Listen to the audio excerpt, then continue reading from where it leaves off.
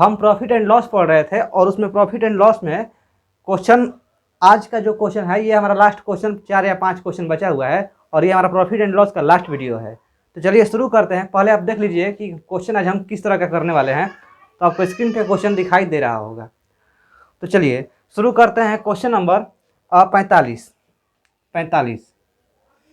Number में बोला है कि किसी वस्तु पर लागत मूल्य से 37.37% अधिक अंकित किया गया जाता है। यदि 9.09% की छूट दी जाती है तो लाभ प्रतिशत पूर्णांक में क्या होगा। देखिए इसमें आपको हिंट दे दिया है निकटतम पूर्णांक में क्या होगा, यानी कि जो हमारा आंसर आएगा वो 15, जैसे आंसर आएगा तो वो पूर्णांक थी में आएगा, दशमलव के बाद आएगा। जैसे 15.45, 20.36, 25.45, तो हम उसको पूर्णांक में कर देंगे। अगर 25.45 आता है तो 25 करेंगे, 20.23 आता है तो हम उसको 20 करेंगे। ठीक है, तो इस तरह से हम उसको पूर्णांक में कर देंगे। ठीक है, इसीलिए पूर्णांक उसी का कहा जाता है कि मतलब पूरा पूरा अंक लिखा जाए, दशमलव न लगाए। तो देखिए इस क्वेश्चन को हम दो तरीके से बनाएंगे। पहला तरीका हमारा बेसिक देखिए और दूसरा थोड़ा शॉर्ट करेंगे कि हम शॉर्ट में इसके कैसे हल कर सकते हैं। और शॉर्ट भी आपको इतना आसान लगेगा कि मत पूछिए। पहले आप देख लीजिए हमारा बेसिक तरीका। बोला है कि कोई वस्तु है उसको लागत मूल्य से 37.5% अधिक अंकित किया गया है।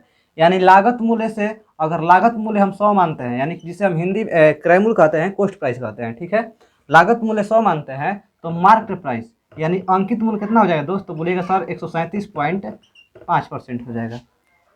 137.5% हो जाएगा, क्योंकि बोला है कि इस पर 37.5 रुपया अधिक अंकित किया गया है, तो 100 प्लस 37.5%। ठीक है, अब दोस्त बोला कि इस पर 10% 9.09% की छूट दी जाती है। 9.09% की छूट दी जाती है, यानी कि इतना छूट दे के तब उसको बेचा जाता है। यानी कि हम इसको यहाँ पर जो एसपी निकालेंगे, एसपी कहने का मतलब कि अब हम उसको बेचेंगे कैसे, तो मार्केट प्राइस पर 9.09% की छूट दे देते हैं। ठीक है, और दोस्त देखिए अगर हम इसको हल करेंगे, आप चाहेंगे तो इसको भी यहाँ मतलब छूट पर करेंगे कि 137.5 100 में से इसको हटाएंगे तो फलाना ढेकाना ऐसे करके बटा कर सकते हैं। लेकिन दोस्त देखिए ये जो 9.09 है ये किसी से कटने वाला अंक नहीं है, और हम इसको करेंगे तो थोड़ा लंबा चला जाएगा सोल्यूशन, दशमलव में पूरा गुना भागा जाएगा। तो इसलिए देखिए 9.09 को हम 100/11 कर सकते हैं। कैसे, तो देखिए 100/11 करेंगे तो 11 नवा, अगर इसको हम भागा करते हैं तो देखिए आप कितना आता है, 11 नवा 99, 10 में से 9 गया 1 और 1, फिर यहाँ पर 0 बैठेगा तो यहाँ पर दशमलव बैठेगा, फिर यहाँ पर 0 बैठेगा तो यहाँ पर 0 बैठेगा, और फिर देखिए 11 नवा 99, फिर उसमें बैठेगा, यानी कि 9.0999 कुछ करते आ जाएगा। ठीक है, तो इसलिए हम 9.09% को 100/11 लिखेंगे। इसको हम 100/11% लिखेंगे। अगर ये नहीं लिखेंगे तो हमारा जो सॉल्यूशन होगा उसमें बहुत सारा गुना भाग में आ जाएगा। आप लोग करके देख लीजिएगा। अगर हम 100/11 लिखेंगे ना तो देखिए ये 11 से कट जाएगा, हमारा आंसर थोड़ा सा आसान बन जाएगा। ठीक है, इसलिए हम 100/11 करते हैं। चलिए तो देखिए 137.5% में 9.09% की छूट दी जाती है, यानी कि 100/11% की छूट दी जाती है। तो चलिए हम यहाँ पर देखिए छूट निकालते हैं। मान लीजिए दोस्त आपको लगता है दशमलव में दे दिया है तो गलत, मतलब थोड़ा सा कठिनाई होगा समझने में।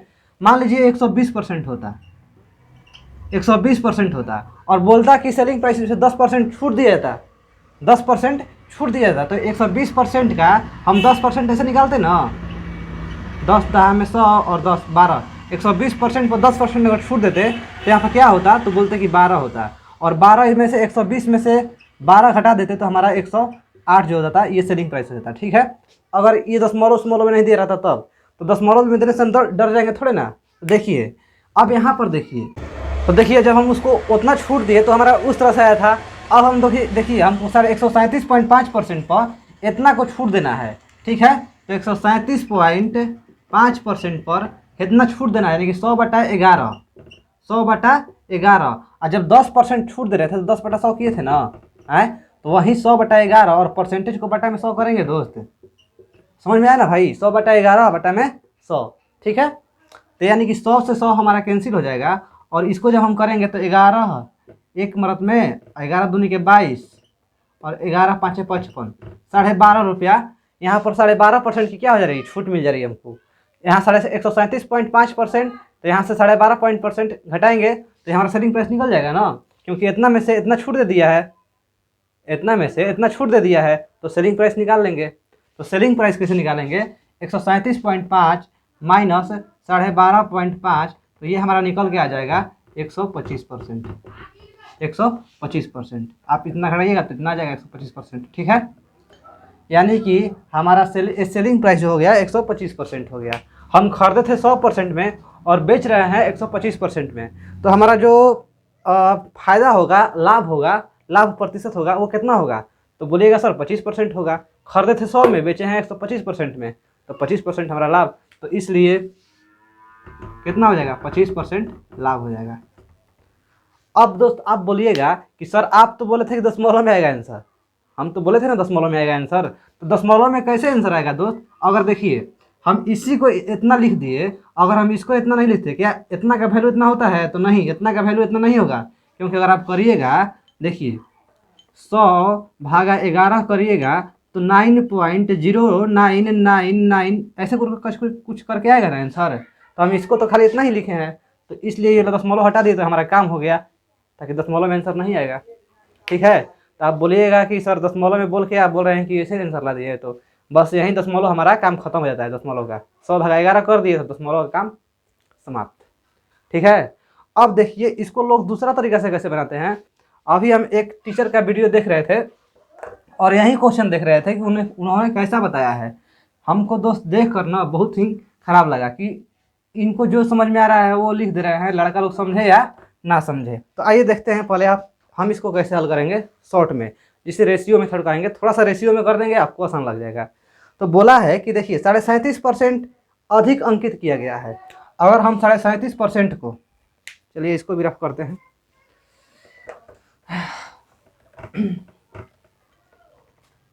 अगर हम 37.5% को तोड़ते हैं तो 37.5 भागा में ये 100 और ये एगो दशमलव हटेगा तो इस तरह से बन जाएगा।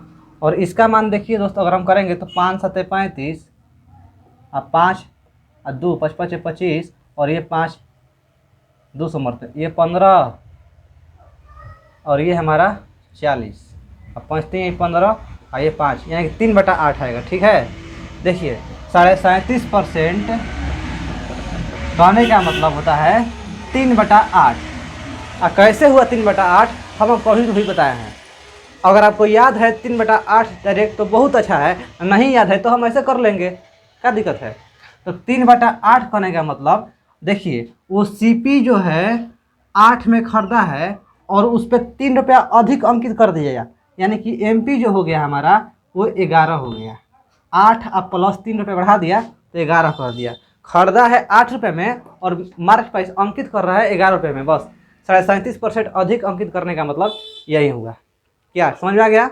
अब बोला है दोस्त कि उसको जो है 9.09% की छूट दे रहा है, और 9.09% कहने का मतलब इसका जो वैल्यू होता है ये 101/11 होता है। आप कैसे बोलिएगा तो सर, तो बताइए 9.09 का करेंगे, 9.09% कहने का मतलब ये 100/11 हो गया, और ये परसेंट हटेगा तो 2 0 2 0 2 0 कैंसिल, यानी कि 1/11, ठीक है, 1/11। यानी कि दोस्त यहाँ मार्केट प्राइस अगर हम 11 करते हैं तो इस पर छूट दे रहा है 1 का, तो 11 में से 1 हटाएंगे तो 10, यानी कि जो एसपी निकलेगा हमारा 10 हो जाएगा। जो एसपी निकलेगा वो हमारा 10 हो जाएगा। बताइए यहाँ तक आपको दिक्कत हो तो हमको बताइए। अब देखिए सीपी 8, एमपी 11, एसपी 10, ठीक है। तो अब बोला है कि तो लाभ प्रतिशत क्या होगा। हम खरीद रहे हैं 8 रुपये में और बेच रहे हैं 10 रुपये में, तो बताइए हमारा लाभ प्रतिशत क्या होगा। तो हम ऐसे निकालते हैं लाभ प्रतिशत। शायद आपको पता है कि लाभ बटा में क्रय मूल्य और गुणे 100। तो लाभ बटा में क्रय मूल्य खरीदे हैं 8 में, बेचेंगे 10 में, तो यहाँ पर 2 का लाभ हो रहा है। और बटा में क्रय मूल्य कहने का मतलब भागा 8 और गुणे 100 और 2 चौके 8 और 4 25 25 चौके 100। तो यहाँ से हमारा 25% ये जो हो गया लाभ प्रतिशत मिल गया। तो ये है हमारा रेशियो मेथड। इसको अरे यार हम अभी बोले आपको कि हम देख रहे थे वीडियो, सर कैसे गुना कर दिए, यहाँ 8 कर दिए, यहाँ 11 कर दिए, और 11 कैसे कैसे तो किए हैं, 10 8 80 88, अब पता ना कैसे करके आंसर ला दिए हैं। तो ऐसे तो समझ में आएगा नहीं आएगा। तो आप देखिए इस तरह से कितना आसान से बन गया, कोई झोलझाल नहीं, झंझट कुछ नहीं हुआ। चलिए अब आगे क्वेश्चन करते हैं। क्वेश्चन नंबर 46 में बोला है कि किसी ट्रांजैक्शन पर एक दुकानदार लागत पर 400% मुनाफा कमाता है। यदि लागत 100% बढ़ जाती है और विक्रय मूल्य में परिवर्तन नहीं होता है तो नए लाभ और विक्रय मूल्य का बीच का अनुपात क्या होगा। देखने में क्वेश्चन लग रहा है थोड़ा अड़बड़ सड़बड़, हम लोग ऐसा क्वेश्चन शायद देख रहे हैं पहली बार। देखिए ये क्वेश्चन इतना आसान है कि मत पूछिए कितना आसान है। देखिए कैसे आसान हो जाता है, आपको बताते हैं। अगर दोस्त बोलता है कोई वस्तु, हम इस पर 1 रुपये का वस्तु खरीदते हैं, ठीक है, और हमको इस पर 100% का लाभ हो रहा है, यानी 1 रुपया खरीदे और 1 रुपया हमको लाभ ही हो गया, 1 रुपया लाभ हो गया। तो कहने का मतलब कि हम वस्तु कितना बेचे थे, 2 रुपये में बेचे थे, 1 रुपये खरीदे और 2 रुपये में बेच दिए तो हमारा 100% लाभ हो गया, ठीक है। अब बोलेगा कि आप हम 1 रुपये में खरीदे थे वस्तु और हमको 200% लाभ हो गया, 200% लाभ हो गया। कहने का मतलब 1 रुपये खरीदे थे और एक पर 2 रुपये लाभ हो गया, यानी कि लाभ जो हो गया 2 रुपया हो गया, यानी कि हम बेचे थे कितना को, तो 3 रुपया को बेचे थे, 3 रुपया में बेचे थे, ठीक है। और सही बोलेगा कि हम एक वस्तु खरीदे थे, हमको उस पर 300% का मुनाफा हो गया, तो यानी कि 1 का खरीदे थे हमको 3 रुपया फायदा हो गया, 3 रुपया फायदा हो गया, तो हम बेचे थे कितने में, 4 रुपये में। 1 रुपया खरीदे थे, 4 रुपये में बेचे तो हमको 3 रुपया फायदा हो गया, यानी कि 300% मुनाफा हो गया, ठीक है। यहाँ तक समझ गए, ये हमारा बेसिक था। अब आइए देखिए आगे क्वेश्चन। बोला है कि वो कितना कमाता है, 400% प्रॉफिट करता है। तो हम इसको ऐसे कर सकते हैं, ये सीपी है और ये हमारा 1 है, तो इसमें मुनाफा जो है वो 4%, 400% ना, यानी कि प्रॉफिट जो हो गया 4 हो गया। खरीदा है 1 में और प्रॉफिट हमारा है 4, तो यानी कि सेलिंग प्राइस जो हो गया हमारा वो कितना में बेच रहा है, तो 5 में बेच रहा है, ठीक है, ताकि 1 + 4 = 5, ठीक है। आप इसे x भी मान सकते हैं, x मानने की कोई ज़रूरत नहीं है, x कट जाएगा। अब बोला है कि यदि लागत को 100% बढ़ जाती है, अब विक्रय मूल्य में परिवर्तन नहीं होता है, अब लागत जो है हमारा 100% बढ़ जाता है, यानी कि 100% बढ़ जाता है। अब बताइए 1 में जब हम 100% मुनाफा कर रहे थे, 1 + 1 2 कर रहे थे ना, तो 100% बढ़ जा रहा है, यानी कि 1 का सामान अब 2 रुपये में खरीद रहे हैं, 100% बढ़ गया लागत 100 रुपये में। और जो एसपी है ये हमारा जस्ट का तस्ट है, मतलब एसपी में कोई नहीं, 2 रुपये खरीदे तो वो 5 रुपये में बेचे, और यहाँ 1 रुपये में खरीदे तो वो 5 रुपये में बेचे, ठीक है। तो आप बताइए, तो बोला है हमको कि तो नए लाभ और विक्रय मूल्य के बीच का अनुपात क्या होगा। नए लाभ और विक्रय मूल्य के बीच का अनुपात क्या होगा। तो नए लाभ, तो दोस्त यहाँ पर हम खरीदे 2 रुपये में और बेचे 5 रुपये में, तो हमारा लाभ कितना हो जाएगा। तो बोलिएगा सर 2 रुपये में खरीदे हैं, 5 रुपये में बेचे हैं, तो लाभ हमारा हो जाएगा 3 रुपया, लाभ हमारा हो जाएगा 3 रुपया।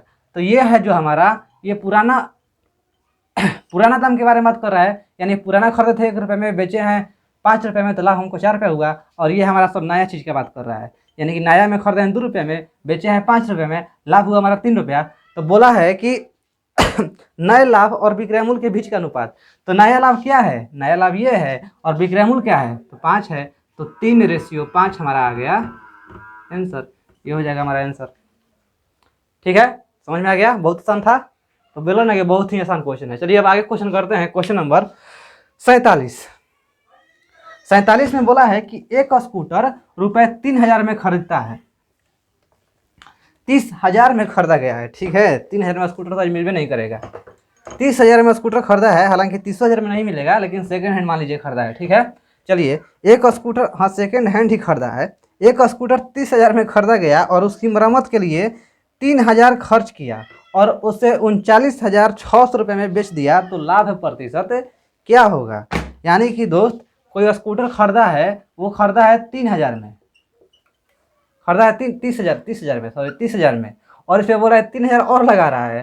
3,000 क्यों लगा रहा है, तो इसकी मरम्मत कर रहा है, मतलब कोई पार्ट खराब हो गया होगा, पार्ट खराब हो गया होगा, यानी कि 0,0,0,0,0,0,0 3 के 3 3, 33,000 में उसको स्कूटर पड़ा है और इसको बेच रहा है कितना, तो 39,600 में बेच दिया। वाह, 3000 में बनाया बेसी लगा के और इसको 39,600 में बेच दिया, 39,600 में बेच दिया। तो लाभ प्रतिशत क्या होगा? तो क्रय मूल्य मिलिए गया, विक्रय मूल्य हो गया, तो लाभ प्रतिशत बराबर नहीं निकाल देंगे कि लाभ बटा में क्रय मूल्य, तो लाभ बटा में क्रय मूल्य तो कितना हो जाएगा 6,600 ना, 33,000 में से 39,600 में से 33,000 हटाएंगे तो 6,600 रुपया हो जाएगा, लाभ हो गया। अब बटा में क्रय मूल्य कितना है तो 33,000 है, गुने 100, लाभ बटा में क्रय मूल्य गुने 100, 2 जीरो से 2 जीरो कैंसिल और 1 जीरो से 1 जीरो कैंसिल, और 33 दूनी के 60 और 2 दहा में 20% हमारा जो हो गया ये लाभ प्रतिशत हो गया, 20% लाभ प्रतिशत हो गया। कितना आसान क्वेश्चन था, सबसे आसान क्वेश्चन था ना ये। चलिए अब हम आगे क्वेश्चन करते हैं। क्वेश्चन नंबर 48, किसी वस्तु को 500 में बेचा गया और यदि विक्रय मूल्य 10% कम रहता तो लाभ 12.5% होता, तो वस्तु का लागत मूल्य कितना है?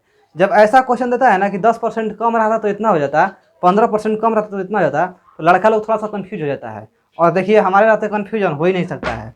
चलिए देखिए 48 नंबर क्वेश्चन, कि एक वस्तु है जिसे 500 में बेचा गया है, यानी कि यहाँ दोस्त हमारा सेलिंग प्राइस जो हो गया ये हमारा 500 रुपया है, 500 रुपया है। बोला कि यदि विक्रय मूल्य को 10% कम रहता, यानी कि यदि विक्रय मूल्य 10% कम रहता तो 12.5% लाभ होता, तो विक्रय मूल्य 10% कम रहता, यानी कि 10% कम रहता, 500 में न बेचकर इसको 10% कम अगर आता तो 10% कम करेगा मतलब 90 भागा 100 कर देंगे, तो यहाँ से हमारा डबल 1 जीरो से 1 जीरो कैंसिल, तो ये हमारा 450 हो जाता है। 10% कहने का कम करने का मतलब 450, तो बोलेगा ना कोई लड़का सर आप 500 गुने 90/100 क्यों किए, 10% कम कर रहा है, तो भाई हम इसको ऐसे भी निकाल सकते हैं कि 500 और 10% कम कर रहा है, 10/100 करेंगे, डबल जीरो से डबल जीरो कैंसिल, 10 × 5 = 50, 10% करने का मतलब 50, तो 500 में से 50 घटाएंगे तो 450 हमारा आ जाएगा। तो ऐसे भी कर सकते हैं, ठीक है। तो यहाँ पर देखिए 10% कम किया करने का मतलब 90/100 कर दिए तो 450 हो गया। अब बोल रहा है कि 450 जब हो गया तब भी वो 12.5% की लाभ कमाता है, तब भी वह 12.5% की लाभ कमाता है, तब भी उसका प्रॉफिट कितना होता है 12.5% प्रॉफिट होता है, ठीक है। तो अब दोस्त हमको बताइए, यहाँ एसपी है 450, अब प्रॉफिट हो रहा है 12.5%, तो क्रय मूल्य कैसे निकाल देंगे? क्रय मूल्य ऐसे निकालते हैं, आप लोग पता होगा क्रय मूल्य, यहाँ एसपी है 450, प्रॉफिट है 12.5%, यानी क्रय मूल्य का जो मान होगा हमारा अधिक होगा सेलिंग प्राइस से, क्योंकि कम होगा, क्रय मूल्य का मान हमारा कम होगा, क्योंकि कम में खरीदेगा और ज़्यादा में बेचेगा तभी तो 12.5% लाभ होगा, यानी कि हमको कम लाना है, तो 450 गुने 100 अब प्रॉफिट कह रहा है तो 12.5%, यानी कि 112.5%, यानी कि 100 भागा 112.5% हटा देंगे, 100 कर दिए, ठीक है।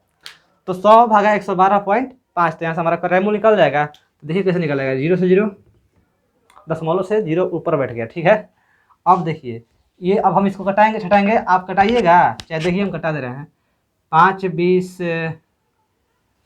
25 चौके 100, देखिए 25 से कटा दे रहे हैं, ठीक है, डायरेक्ट 25 चौके 100 और यहाँ 0, और ये होगा 25 चौके 100, अब 12 25 5 45 मिनट में कटेगा, ये 5 8 40 और 5 9 45 हो गया, ठीक है। और ये हमारा 9 से 450 कटेगा 50 मिनट में, और 5 8 है 40, 400 जो हो गया हमारा, ये क्या है दोस्त, 400 जो है वस्तु का क्रय मूल्य है, 400 जो है वस्तु का क्रय मूल्य है।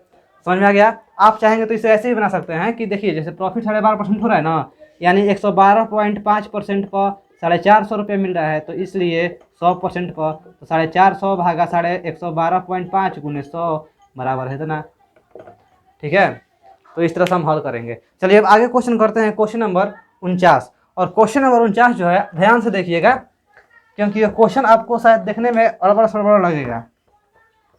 तो देखिए, यदि किसी उत्पाद के विक्रय मूल्य को 2 से गुना करने पर परिणामी लाभ मूल लाभ का 6 गुना हो जाता है, तो मूल लाभ प्रतिशत कितना होगा?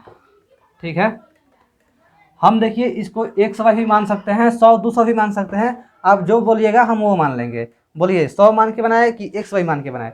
देखिए 100 मान के क्या बनाना है, हम इसको 100 ही मान के बना देते हैं, क्योंकि 100 बुक में माना गया है। ठीक है, हम देखें तो सोल्यूशन तो बुक में 100 दिखा दिया था। चलिए हम 100 मानते हैं।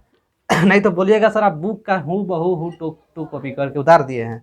चलिए देखिए, यदि किसी उत्पाद के विक्रय मूल्य को दोगुना करने पर परिणामी लाभ मूल लाभ का 6 गुना होता है, मूल लाभ प्रतिशत कितना है? देखने में इतनी जगह क्वेश्चन है लेकिन बड़ी तंग करता है। देखिए क्रय मूल्य को हम यहाँ पर x माने और विक्रय मूल्य को हम यहाँ पर y माने, तो लाभ जो हमारा हो जाएगा, लाभ बराबर क्या होता है? विक्रय मूल्य माइनस क्रय मूल्य, यानी कि y माइनस x हो जाएगा। लाभ बराबर विक्रय मूल्य माइनस क्रय मूल्य। अब बोला है कि किसी उत्पाद के विक्रय मूल्य को 2 से गुना करने पर, विक्रय मूल्य को 2 से गुना करने पर, यानी कि अब जो हमारा नया विक्रय मूल्य हो गया ये न्यू से एसपी है, ठीक है, ये एन एसपी करने का मतलब न्यू, चलिए यहाँ पर लिख देते हैं न्यू। न्यू एसपी जो हो गया ये 2 से इसमें कर गुना करने पर, और जब 2 से गुना कर दिया तो लाभ जो हो गया मूल लाभ का 6 गुना हो गया। क्रय मूल्य को कुछ नहीं कहा है करने के लिए, तो क्रय मूल्य को हम जस्ट के तस्ट रख देंगे। ये नया क्रय मूल्य हमारा सेम टू सेम ही रहेगा। तो लाभ जो हो गया हमारा, जब हम इसको एसपी को 2 से गुना किए तो लाभ जो हो गया हमारा नया पुराना लाभ का हो गया, नया लाभ जो हो गया पुराना लाभ का कितना गुना हो जाता है? 6 गुना हो जाता है। तो यहाँ से दोस्तों यहाँ नया लाभ क्या होता है? नया लाभ क्या होगा अगर हम निकालेंगे तो क्रय मूल्य माइनस विक्रय मूल्य माइनस क्रय मूल्य, यानी कि 2y minus x, 2y minus x. ठीक है भाई, चलिए अब देखिए बोल रहा है कि नया लाभ पुराना लाभ के 6 गुना हो जाता है, यानी कि 2y माइनस एक्स बराबर y माइनस एक्स। इसमें 6 गुना कौन है? 6 गुना ये है, लेकिन बराबर करने के लिए 6 से गुना इसमें करेंगे। बताइए यहाँ तक दिक्कत आपको? चलिए नहीं हुआ होगा मेरे ख्याल से। 2y माइनस एक्स बराबर 6y माइनस 6x। ठीक है भाई, x को इस तरफ करेंगे और y को उस तरफ धकेलेंगे, तो ये हमारा आ जाएगा इधर, तो हो जाएगा 5x। x को जब माइनस एक्स और ये माइनस 6x आएगा तो प्लस 5x हो जाएगा, और ये 6y है, 2y को हम इधर पकड़ेंगे तो 4y हो जाएगा। 5x बराबर 4y, तो x रेशियो अगर हम y निकालते हैं तो हो जाता है हमारा 4 भागा 5। और x रेशियो y करने का मतलब समझ रहे हैं क्या है? ये है x क्रय मूल्य है और विक्रय मूल्य y है, यानी कि क्रय मूल्य 4 आ गया, विक्रय मूल्य 5 आ गया, तो लाभ प्रतिशत क्या हो जाएगा? तो मूल लाभ प्रतिशत कितना है बोला है ना कि मूल लाभ प्रतिशत है, तो मतलब इतना इतना किए तो हमारा एगो क्रय मूल्य आ गया 4 और एगो विक्रय मूल्य आ गया 5, तो लाभ प्रतिशत, और वही मूल्य लाभ प्रतिशत होता है। तो लाभ प्रतिशत बराबर क्या होता है? लाभ प्रतिशत, लाभ बटा में क्रय मूल्य, तो यहाँ पर 4 में बेचा, 5 में 4 में खरीदा, 5 में बेचा, तो लाभ हुआ 1 का, अब बटा में क्रय मूल्य कितना हो गया? 4 हो गया, 1/4 गुने 100, तो 25% जो हो जाएगा हमारा, ये आंसर निकल के आ गया। तो मूल लाभ प्रतिशत 25%। तो आपको समझ में आ गया सभी क्वेश्चन? तो बस आज के लिए बस ये लास्ट ही हमारा वीडियो था। अब हम आगे करेंगे नेक्स्ट वीडियो में नेक्स्ट चैप्टर, तो आप लोग कमेंट में बता सकते हैं कि कौन सा चैप्टर करेंगे। ठीक है, चलिए बस, अगर आप हमारे वीडियो को पसंद किए हैं तो लाइक कीजिएगा और सब्सक्राइब कीजिएगा। धन्यवाद दोस्त।